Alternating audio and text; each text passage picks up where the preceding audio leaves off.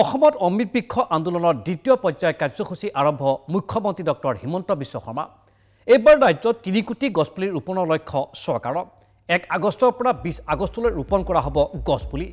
১২ আগষ্টলৈ স্থানীয় বিতৰণ কেন্দ্ৰৰ পৰা সংগ্ৰহ কৰিব পাৰিব গছপুলিসমূহ। গছপুলি ৰোপণ কৰি পৰ্টেলৰ পূৰ্বৰ দৰে আপলোড কৰিব পাৰিব ফটো। মন্ত্ৰী আৱাসত মুখ্যমন্ত্ৰী ডক্টৰ হিমন্ত বিশ্ব শৰ্মাই গছপুলি ৰোপণ কৰি ক'লে, মোৰ মাৰ নামত ৰোপণ কৰিলোঁ এটি গছপুলি। আজিৰে পৰা আমাৰ ৰাজ্যত অমৃত বৃক্ষ আন্দোলন আৰম্ভ হৈছে। এইবাৰ অমৃত বৃক্ষ আন্দোলনৰ যিটো মুখ্য থিম, সেই থিমটো হৈছে এডাল গছ মোৰ মাৰ নামত। অৰ্থাৎ আমাৰ সকলোৱে জানো আমি জননী জন্মভূমি স্বৰ্গাদপি গৰীয়সী। এজন মানুহৰ জীৱনত নিজৰ মাতৃতকৈ আন কোনো সৰ্বশ্ৰেষ্ঠ হ'ব নোৱাৰে।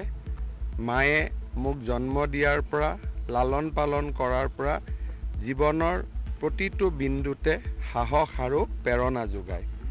প্ৰধানমন্ত্ৰী নৰেন্দ্ৰ মোদী ডাঙৰীয়াই আহ্বান জনাইছে যে এডাল গছপুলি মোৰ মাৰ নামত মই ৰোপণ কৰিম, যাতে সেই গছপুলিডালক মায়ে যেনেকৈ মোক লালন পালন কৰি ডাঙৰ দীঘল কৰিছে, ময়ো যাতে মোৰ মাৰ বেদনা আৰু উৎসাহ, সন্তান জন্ম দিয়াৰ বেদনা আৰু সন্তান জন্ম দিয়াৰ উৎসাহ আৰু সন্তান ডাঙৰ কৰাৰ অভিজ্ঞতা, এই গোটেইবিলাকক সমাহিত কৰি ময়ো যাতে গছপুলিডালক মাতৃৰ মৰমেৰে ডাঙৰ দীঘল কৰিব পাৰোঁ। আজি ৰাজ্যৰ ভিন্ন প্ৰান্তত আজি ৰূপায়ণ কৰা হ'ল অমৃত বৃক্ষ অভিযান।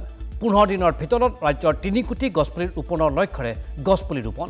বৰপেটা, ছয়গাঁও, জখলাবন্ধা, লক্ষীপুৰ, ৰৌতা, কামৰূপকে আদি কৰি ভিন্ন প্ৰান্তত আজি গছপুলি ৰোপণ কৰা হ'ল।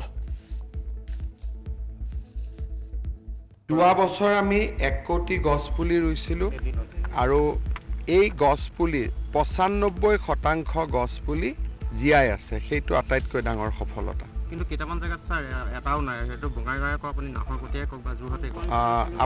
আপোনাক মই এটাই কথা ক'লোঁ যে য'ত য'ত নাই বুলি কৈছে আপোনালোকে মোৰ লগত এবাৰ ওলাব, মই আপোনালোকৰ লগত নিজে যাম। আপোনালোকে মোক ২-৩টা জেগাৰ নাম দি দিয়ক, মই আপোনালোকৰ লগত নিজে যাম।